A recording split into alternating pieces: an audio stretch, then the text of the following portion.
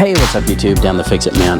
Got another quick video here for you. I'm going to show you how to change your front brake pads and your front brake rotors on a 2011 Acura MDX. Now the first thing I like to do is push these caliper pistons back inside the caliper, which will allow more room for the thicker pad material and the new thicker rotors. There's these two little openings here, or this one little inspection window right here, and we can just get a screwdriver or something in there to pry that. Basically just prying against the edge of the rotor or the outside pad here, and just pull that towards you, and that will push those caliper pistons back in, essentially cycling the brake fluid backwards from the caliper here up into the master cylinder. So we do need to make sure that we have room in the master cylinder for that additional fluid and make sure that that's not going to overflow. But let's go take a look and see if we've got room for that. Now here's the master cylinder reservoir right here. You can see it is actually pretty full. I'm still going to go ahead and push those caliper pistons back in, and hopefully we don't overflow this. If you do feel like it's too close, you can take the cap off and suck out some of that old fluid with a turkey baster, or even just roll it up a couple paper towels and try to wick up some of the fluid that way. The fluid probably should be changed. I'll talk to the owner about that, but for right now I'm just going to cycle it backwards up into the master cylinder and hope we don't overflow that. A lot of people ask me if you have to take the cap off when doing this, and you don't. Any air in there will still be able to escape. If you're concerned about that or additional pressure, you can loosen that lid. All right, so since we know we've got room there, now we can just grab a screwdriver or two, or a small pry bar works, and essentially we're just trying to pry, maybe grab the edge of the rotor or even the pad there and pull this towards you. You can see we're turning the wheel a little bit too. Now you see we've got a lot more room in there for the new thicker pads. And now we can loosen and remove these two caliper slide pin bolts, and those are 17 millimeter. Let's see if this little mid-torque impact will take these out. We'll set those aside. All right, now I'm going to take off the caliper, and I've got these little caliper hooks, which are great for hanging these up. I'm going to hang it up here on the coil spring, out of the way. Just be careful not to let that dangle or drop from the brake line. All right, we can pull out these springs here. These are little V springs that push the pads away from the rotor so that they don't drag. And then we can pop out these pads. These have definitely gotten hot. You can see that they're all cracked pretty good on the surface. The inside pad here too has got quite a few surface cracks, and they're worn pretty far down. Not quite all the way worn down, but you can see we're getting pretty close to the little squealer, the noisemaker. I like to take note that that's also on this car, that's on the inside pad, and that was at the top. All right, now we need to take off this caliper bracket, and that's held in place by these two 19 millimeter bolts. I don't know if we'll be able to get them with this mid torque. If not, we'll upsize it to the next larger one, but let's give this a try. No, I didn't think so. At least not with the wobble there. Let me try it without. Sometimes without the wobble it'll work. Let's give it a try here again. Yeah, there we go. You lose a lot of torque if you add a universal on that. And unfortunately that one doesn't fit in there without it, so that's all right. We'll just go to the next size up here real quick. Okay, so we're gonna step up to the 2767 high torque Milwaukee, and we do have a little wobble on there, so see if that'll work. There we go. It's a good idea to grab this with one hand while you take that out, so that this doesn't drop on the ground. Now Hondas and Acuras usually have a screw or two. Sometimes they have both here holding the rotor to the hub. A lot of people say that they're just for manufacturing. A lot of people say no, you have to use them. I usually put them back in, but they can be a pain to get out. This is not Phillips, by the way. This is a JIS3, and this screwdriver right here really helps. This is a Vessel brand, and this is their Impacta version. It's a JIS3, and it's really great for taking these rotor screws out. So you basically just have to hit the end of this with a sledgehammer, and this will actually spin counterclockwise as you hit it. Just hold the shaft and then just give it a few taps. There we go. That got it loose. Sometimes it won't seem like it's loose, but if you hit it enough, it'll usually break it loose. And there we go. Didn't have to worry about drilling that out. Now we got lucky. It looks like our rotor's just coming right off, but if yours is still stuck on there, you can see that there's these two additional threaded holes here, and you can get a M8 by 1.25 bolt or two and thread them in there, and they'll act as like a press or a force screw, and they'll push the rotor off of the hub. Or you can just grab this guy right here. I also call this the Rotor Remover 9000, and give it a few whacks all the way around. It's also called a mini Tanya Harding, and that usually does a pretty good job too. But we got lucky and it came right off. This one's actually hot, so I'm just picking it up with some screwdrivers. Now, before I put the new rotor on, I'm gonna clean the surface here. It's kind of corroded, starting to rust a little bit. I'm gonna use a little wire brush on a drill. Just make sure you wear some safety glasses if you're gonna do this.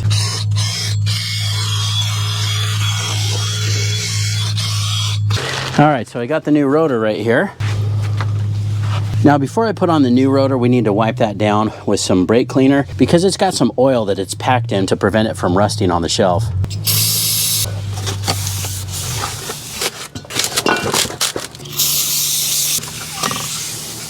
You can see it still gets quite a bit of stuff off of there. And also, before I put the rotor on the hub, I'm going to brush some Permatex Anti-Seize. Works pretty well, prevents this from getting stuck. Primarily this little shoulder, this little spot right here seems to be what causes them to seize or get stuck on there. Even though this one wasn't stuck, it's still a good preventative measure. You can go all the way out to the outside edge if you'd like. You can see there's some corrosion happening there too. A little bit goes a long way with this stuff, but I wanted to get a nice coating on here since that hub was really showing some signs of corrosion. Help protect this hub and prevent that rotor from getting stuck on there. And here we want to just line up the threaded hole with the same position here, the little tapered hole here on the rotor. Again, a lot of people don't reuse these. They don't even put them in. They say that it's really only for manufacturing, and that might be true, but I usually just put them back in unless it's really damaged. But you can get replacements for those too if they're stripped or damaged. There we go. All right, now we can get this bracket cleaned up and ready to go back on. And we're also going to put on new hardware. So we'll just pop these off. Now, I do want to point out that this is different than this one here. And this is how this is situated. This one's at the top. It has this little tab at the end. So just take note that that's the one that goes on the top or on this side here. And then we can pop this one off as well. And we're also going to pull out and clean and re-grease these slide pins. I like to do one at a time. This one's isn't too bad, but we're going to clean that off. Just need to wipe that off. Make sure that these aren't pitted or scored or anything. This one actually looks okay. And sometimes I'll put them back in, get a little bit more of that old dirty grease on there. Try and clean out as much as possible. Now you can also pull these boots off and spray these out with brake cleaner if they're really dirty or really stuck. These aren't really all that bad. So all I'm going to do is just put some new grease on here. I'm using this synthetic caliper grease by Versachem. It's this pretty blue color. Now as you push it in, you do need to pull back on this boot and squeeze that. You hear that little popping, that's burping the air out. And you want to make sure that it's not pushing this out, because then you have either too much grease or some trapped air. But squeezing that boot usually will work for that. Now we can do the other one here. Now take note that this one here has a little rubber bushing or O-ring here at the end of the slide pin. I always just try to do one at a time on slide pins to make sure that I'm putting that back in the same location. On some cars, they're on the top, on some they're on the bottom. I'm sure it's just to help dampen some noise and vibration, but not sure the rhyme or reason as to why it would be on the top or the bottom. It may be that it's only supposed to go in the top or the bottom, and maybe somebody mixed it up, but I just try to at least make sure that I put them back in the right place. You can see this is how this goes. So this one, I guess, is in the top. And we can just slide that back in. Just make sure that they spin freely and move freely, and then again just burp out any air. Slide pins are done. Now before we put the new hardware in here, you see a little bit of that rust starting to build up, especially in this channel right here. So I'm going to hit that again with the wire wheel to clean that out, because those clips really need to sit nice and flush. Just make sure you wear some safety glasses if you're going to use a wire wheel.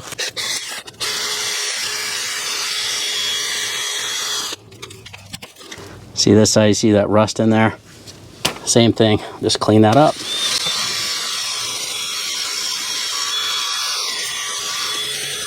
All right, that looks a lot better. Now before I put the clips in, I am going to put a little bit of grease under here. Now if you live in a really rusty area, this is a great idea, because this will prevent the rust jacking, which will lift those clips and can cause your brakes to bind. We're in California, we don't get a whole lot of rust, but sometimes we get vehicles that have been in rusty areas. Looks like this one maybe has. Let's just do a good job of clean that up. And then the abutment clips will just slide right in. Just make sure that they're fully seated. Again, take note that this one with the tab goes on the top. Same with the bottom one, just clip it in place. All right, now our bracket's ready to go back in, but I'm gonna grab the caliper bracket bolts here and some of this medium strength thread locker from Permatex. And I like to put a little bit on these caliper bracket bolts just to make sure that they don't come loose. Now these are torqued to 101 foot-pounds, so they're nice and snug, but just a little bit of this thread locker will really help hold them in place or prevent them from coming loose. And just kind of roll that around the threads there.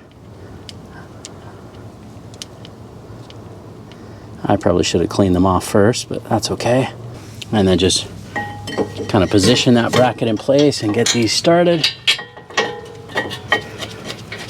The torque spec on these caliper bracket bolts is 101 foot-pounds. I'm going to use the gear wrench 85062.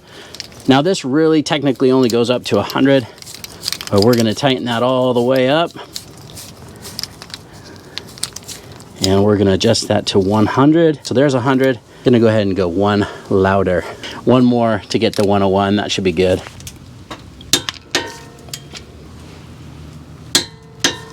All right, now for the brake pads, before we put these in, I am going to put some of this silicone ceramic extreme from Permatex. I'm going to put this on the back of the shim here and a little bit at those ends. Now this is a lot higher temperature than the normal brake grease that I usually use, and I really like using this stuff. It seems to be working pretty well. Just that little thin coating. You don't want a whole lot because you'll just attract dust, but that will really help dampen any vibrations that will cause noise. But this is ready to go in. Just make sure you don't get any grease or anything on the rotor or on the surface of the pad. And a lot of times if we just kind of go at a little bit of an angle, that'll just go right in. And did you notice that I put the noisemaker or the squealer in the same spot, which was at the top on the inside. Same with the outside pad here. Just a thin coating of this stuff seems to do the trick. A little bit at the ends just for kicks, just to help it not bind in those little abutment clips, and then just a little bit of an angle here, and if you kind of push it in and press it up against the rotor. Now before I put the little V springs back on here and put the caliper on, I want to pull the caliper down from our hanger here and inspect it. And if you have any major junk or buildup, it's a good idea to brush that off. This is just a little soft bristle brush. Just kind of knock off some of this dust. And you want to also make sure that your boots are intact and nothing is cracked or popped or leaking. This looks good. Sometimes you have to push on that little rubber boot and push that in, because sometimes they'll get little air pockets inside there too. If it's really bulged out, you can pull back a little bit on that rubber and that'll usually leak that air out. It's kind of like burping these little boots right here, but that looks good. If you have any more of that little brake pad high temp grease, you can also wipe that on the face of these caliper pistons or on these little contact points that are going to make contact with the back of the brake pad shim. All right, well this all looks good. Now we're ready to put these V springs in. Now these of course are going to be much stronger than the old ones, so they're going to be pushing out. So here it's a good idea when you do this, you almost have to have one hand holding the brake pads together tightly while you put this on. And this can be a little tricky because a lot of times you'll put these on and it'll just kick the brake pads right off of this bracket onto the floor. So just kind of got to hold that tight. Now here again, it's a little tricky to pull this caliper down, so you might want to do that ahead of time or pull this bracket, but it's a little bit of practice, you can do it. And then we'll just carefully bring this caliper down over the pads. And there we go. Now I had to pull in a little bit on this slide pin here at the bottom, and now you can see we also need to spin that so that the flat spot lines up with the flat spot on the caliper right there. And then we can get these little bolts started. And the torque spec that I found for these caliper slide pin bolts was 53 foot-pounds. And you're done. Now it's very important before you head out that you step on the brake pedal several times until it feels firm. What that's doing is pushing these caliper pistons back out and pressing those pads up against the rotor where they need to be. Now when you do that, only press it down halfway several times. Don't press it all the way to the floor. That can damage the seals in your master cylinder. And make sure to double check the fluid level in your master cylinder and top that off or remove fluid as needed.